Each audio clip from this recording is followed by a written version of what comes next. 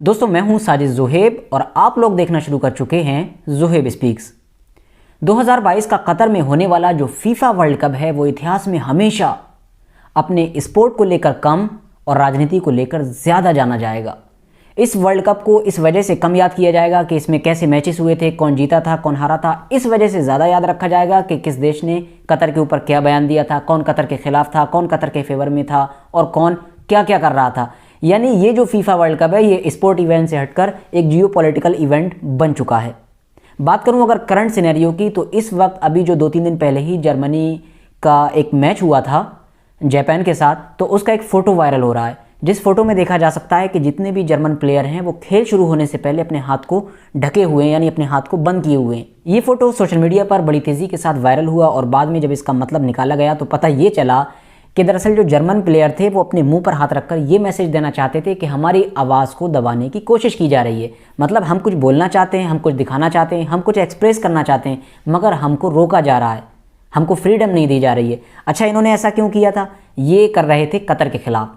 Matter ये हुआ है कि कतर, हम सभी जानते हैं कि जब से कतर में वर्ल्ड कप शुरू हुआ है उससे पहले ही उसने बहुत सारी चीज़ों पर पाबंदी लगा दी है। शराब पर पाबंदी लगाई है और पब्लिकली आप जो है ज़्यादा शॉर्ट ड्रेस नहीं पहन सकते जिस तरह का यूरोप का कल्चर है। और उसके अलावा उसने LGBTQ जो है उस पर मतलब उसके प्रमोशन पर भी पाबंदी शुरू से ही लगा रखी है। इसकी अनाउंसमेंट तो उसने बहुत पहले कर दी थी। उसकी वजह यह है कि जो हमजिन्स परस्ती है, जिसे हम होमोसेक्सुअलिटी बोलते हैं इंग्लिश में, तो वो इस्लाम में जायज़ नहीं है। और ज़ाहिर है जो कतर है वो एक इस्लामिक मुल्क है, शरिया से चलता है, तो उन लोगों ने इसके प्रमोशन पर पूरी तरह से पाबंदी लगाई है।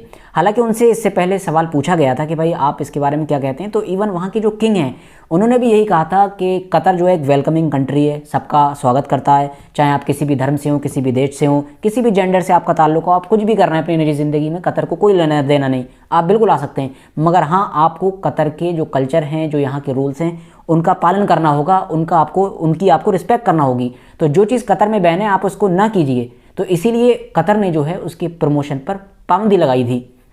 बहुत सारे लोग ऐसे होंगे जो LGBTQ के बारे में नहीं जानते होंगे, तो मैं आपको बता दूं कि दरअसल ये एक बहुत मतलब अलग अलग वर्ड से मिलकर ये एक पूरा वर्ड बनाया गया है जो अलग अलग चीज़ों को डिफ़ाइन करता है। कुछ जैसे कि L, लेस्बियन, गे, एनल, इस तरह की चीज़ों को मतलब हिंदी में हम ये समझ सकते हैं कि एक लड़के का लड़के के साथ रिश्ता बनाना, या फिर लड़की का लड़की के साथ, या फिर एक ही लड़के का दोनों जेंडर के साथ रिश्ता बनाना। जो चीज़ें मतलब आज के दौर में ये चीज़ें यूरोप और अमेरिका वगैरह में नॉर्मल है, मगर हमारे यहाँ आज भी इसको सुनने के बाद इंसान पूरी तरीके से हिल जाता है। और फिर ख़ास तौर से अगर बात करूँ मुस्लिम कल्चर की, तो मुसलमानों में तो ये चीज़ नाजायज़ ही लिखी हुई है और बाकायदा इसको मुस्लिम कंट्रीज़ ने बैन कर रखा है।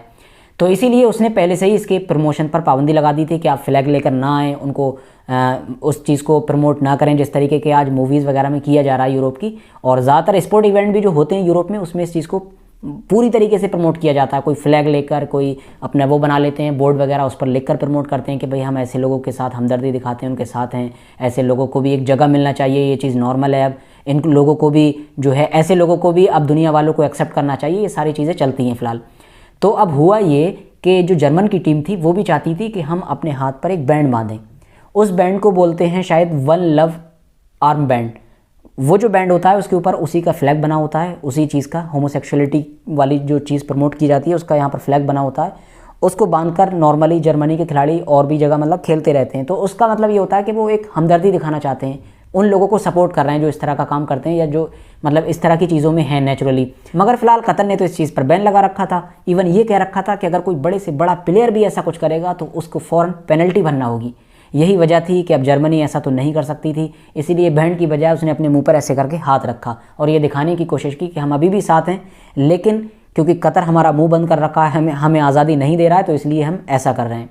फ़िलहाल ये तो एक अलग टॉपिक था, मगर इंटरेस्टिंग चीज़ इस मैच में ये हुई कि इस मैच में जापान जो देश है, जो रैंकिंग में जर्मनी से बहुत पीछे आता है फीफा की, उसने जर्मनी को बुरी तरह से हरा दिया। तो उसके बाद हालांकि इससे रिलेटेड बहुत सारे मेम्स भी वायरल हुए। लोग कह रहे थे कि खिलाड़ियों को जो है राजनीति पर नहीं बल्कि खेल पर ध्यान देना चाहिए, और जापानी लोग जो है खेल पर ध्यान दे रहे थे, तो उस वक्त जर्मनी के लोग जो है मैच से पहले ऐसे कर रहे थे। तो फिलहाल वो एक अलग टॉपिक था।